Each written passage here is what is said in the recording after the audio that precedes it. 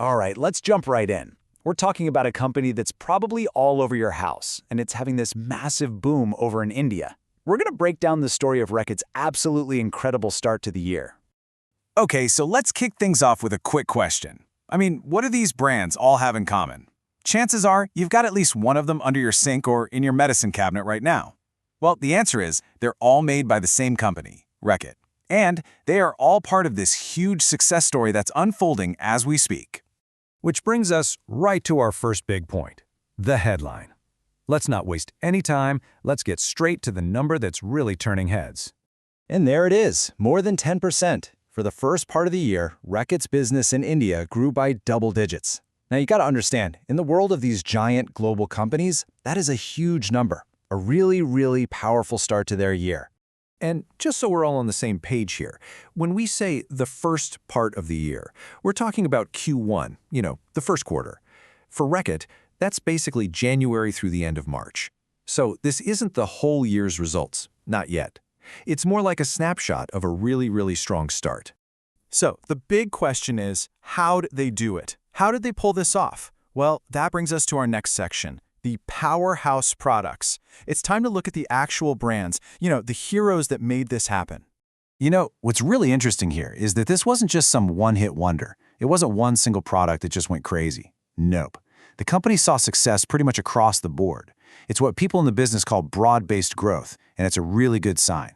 It means the whole business is healthy and connecting with people in a lot of different ways. Okay, so think of Reckitt's India business as having two main engines.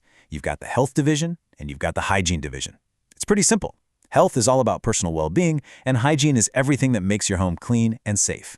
And the key thing here, both of these engines were just firing on all cylinders. They were perfectly tapping into what the modern Indian household really cares about. So which brands are we actually talking about? Well, take a look at this list. Dettol, Durex, Lysol, Harpic. These aren't small-time players. These are absolute giants. And their success really tells a bigger story about what's happening in India right now. You see this huge demand for Dettol and Lysol? That shows this continued focus on health. And Harpic's growth, well, that's tied to urbanization and modern homes. It's this deep connection to these big social shifts that made these brands the superstars behind that incredible growth. Okay, so we know India's performance was amazing, but how does it really stack up when you look at the whole world? Let's zoom out for a second and get that global perspective. Wow, okay, this chart really says it all, doesn't it? The company's global business grew by a solid 5.3%, which is pretty good. But then you look at India, and it just blows right past that, with over 10% growth. You can see right there how much India is just crushing the average. The takeaway here is crucial. India wasn't just another market doing okay. It was the standout leader, period. And that is why this is such a big deal on a global scale. This incredible performance in India was actually one of the main reasons the company's total results look so good. You could say it was the bright spot that really helped pull up the numbers for the entire business worldwide. Look, this kind of success, it doesn't just happen by accident, right? There has to be a strategy. So for our last section, let's dig into that. Let's look at the game plan right from the top and see what the CEO has to say.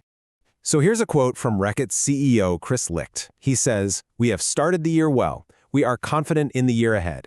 Now, this might sound like standard corporate talk, but it's more than that. It's a clear signal.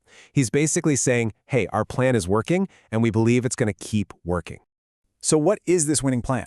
Well, the leadership team kind of boils it down to this three-part formula. First, make great products that people actually want and trust. Simple enough.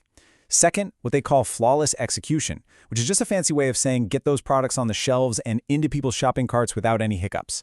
And third, always be looking for ways to do things better and more efficiently. It sounds simple, right?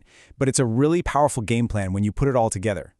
And all of this kind of brings us to a final big picture thought. When you see a market as huge and as fast-moving as India embrace these health and hygiene brands so strongly, it makes you wonder, what does that signal for the future? What does this intense focus on well-being and cleanliness mean for all of us as consumers, not just in India, but all over the world? It's definitely something to think about. Thanks so much for tuning in.